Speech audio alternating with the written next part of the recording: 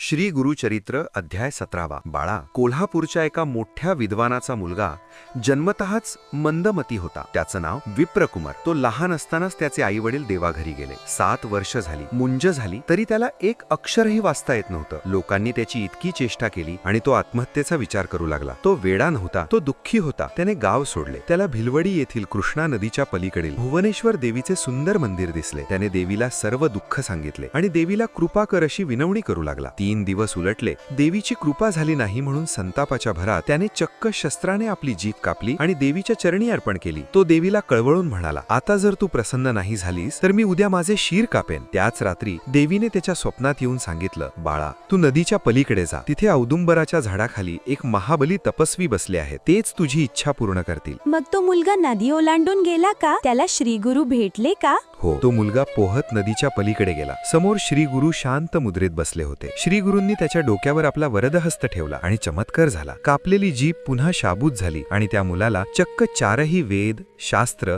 आणि व्याकरण मुखोद्गत झालं. जसा लोखंडाचा स्पर्श परिसाला झाला की त्याचं सोनं होतं, तसा श्रीगुरूंच्या हाताचा स्पर्श होताच तो मूर्ख मुलगा साक्षात बृहस्पती सारखा विद्वान झाला. कोल्हापूरचे जे ब्राह्मण त्याला हसत होते तेच आता त्याच्या चरणी वंदन करू लागले. वा आजोबा, श्रीगुरु खरंच कल्पवृक्ष आहेत. जो मागेल त्याला ते सगळं देतात. हो बाळा, म्हणूनच तर त्यांना भक्तवत्सल म्हणतात. पण भिलवडीत अजून एक चमत्कार होणार होता. भिलवडीच्या औदुंबराखाली साक्षात विठ्ठलाचे दुसरे रूप अवतरले होते. तर मग संपूर्ण गोष्ट पाहण्यासाठी आजोबांच्या गोष्टी या आपल्या YouTube चॅनलला आजच भेट द्या.